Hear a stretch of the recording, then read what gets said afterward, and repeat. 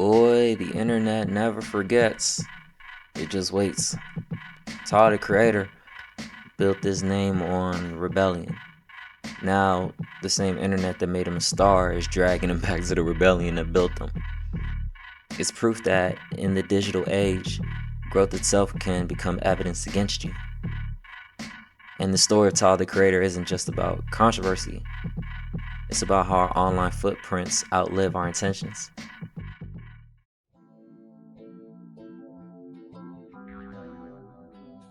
Tyler came up when chaos was currency. Back then, saying the wildest thing you could think of was a marketing plan. Every tweet, every freestyle, every video was meant to make you gasp and then share it. He didn't chase virality, he engineered it. Even before cancel culture was a phrase, Tyler was proof that outrage pays. But Jesus Nice once said, Twitter comes for everyone eventually. And the internet's memory is the tax you pay for going viral. That digital footprint trap.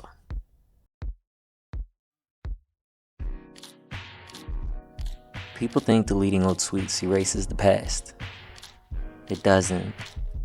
Screenshots are forever. Archives live longer than apologies. When Tyler started maturing musically, more artistry, less chaos, the same posts turned from punchlines into proof. The same fans who once laughed were now the critics asking, was it all real? That's the paradox of the internet. Your growth invites investigation. The moment you evolve, the world rewinds to see who you used to be. And the web never shows you mercy for outgrowing the version of Ow! Ow! Ow! Ow! Ow! Ow! Ow! Stop! Why did you do that? Say sorry. Say sorry. I'm sorry as fuck. Say sorry. I'm sorry as fuck. Say Ow. sorry. I'm sorry. Don't look Say at this. sorry. Don't look at this. Say Ow. sorry. Stop. Say Please sorry. fuck something up. Say- Sorry. Sorry. sorry. Uncle. I fucked this nigga up. of yourself it loved. The pivot to artistry. Then came Flower Boy. Suddenly, the kid who screamed into mics was crafting jazz chords, introspection, vulnerability. He went from chaos to composition, and even brought Charlie Wilson along for the ride. Tyler's evolution wasn't random, it was intentional. He learned how to move an audience without offending one. But the past doesn't disappear just because your tone does. When the music softened, the archives got louder. People don't let you rebrand without receipts. They compare your growth to your guilt. The psychology of rebellion and regret. Rebellion is intoxicating when you're young. It feels like freedom. But it's usually fear dressed up as confidence. For a lot of early creators, Tyler included, shock was armor. If you joke about everything, nothing can hurt you. But the same defense mechanism that protects you at 20 becomes the thing that exposes you at 30. We watch artists like Tyler evolve, then punish them for doing what we claim we want, changing. Online, growth reads as hypocrisy, not maturity. And that says more about us than it does about him. The economics of forgiveness. Here's the part most people skip. Forgiveness has an economy. Every brand partnership, ad rate, and CPM depends on public trust. When creators delete old posts, it's not weakness, it's risk management. Apologies are expensive, but silence costs more. Studies show brands can lose up to 40% of engagement within 24 hours of social backlash.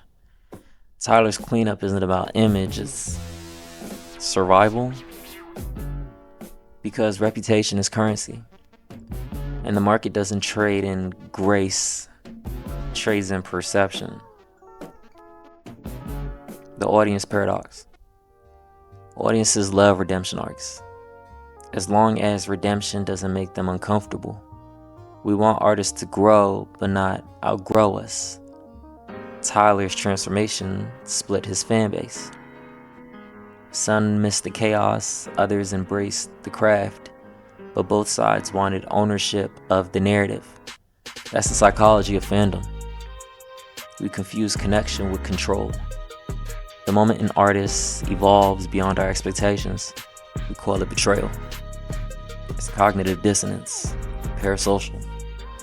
We can't reconcile the rebel we celebrated with the man who matured. The broader mirror. What's happening to Tyler isn't unique. It's the blueprint of digital life. Every tweet and caption we post becomes a part of permanent resume. Authenticity leads to exposure. Exposure creates a record, and every record becomes a liability. People build digital histories before they build emotional intelligence. Then one day, success arrives, and so does the audit. That's the cost of transparency.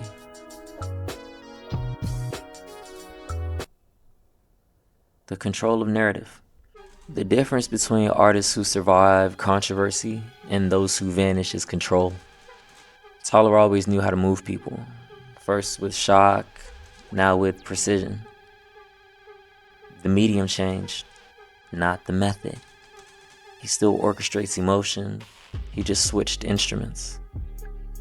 And maybe that's the real lesson here. If you don't curate your own story, the internet will curate it for you. You can't reinvent yourself, but the internet keeps your first draft. So, for reflection, the truth is, everyone online is living with a version of this story. Maybe you didn't build a fan base, but you built a feed. One that remembers everything you ever posted in a moment of emotion or insecurity. We treat social media like a diary, but it's really a database. And the longer you stay online, the more it becomes a mirror of who you were before you knew better. Tyler's situation forces a harder question. If the internet never forgives, what version of yourself do you want it to remember? Because whether you're an artist, a student, or someone just posting for fun, you're building a timeline that outlives context. The same way his old words resurface years later, ours might too. Maybe not with the same audience, but with the same permanence. Every post carries a fingerprint. Every caption becomes a receipt. And every "that was just a joke" becomes a quote without tone.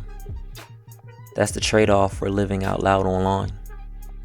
You gain visibility, but you lose control of interpretation. Maybe because the point isn't to be perfect, it's to be more intentional. To grow without deleting the proof that you once didn't know how. Because that's what makes digital history human. The tension between what we meant and what we left behind. So I'll leave you with this. If the internet were to replay your past tomorrow, would you be proud of what it shows? Or surprised?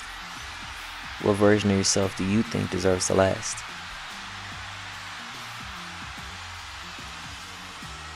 Sweet little ditty, I don't mean to hurt you, baby. Oh.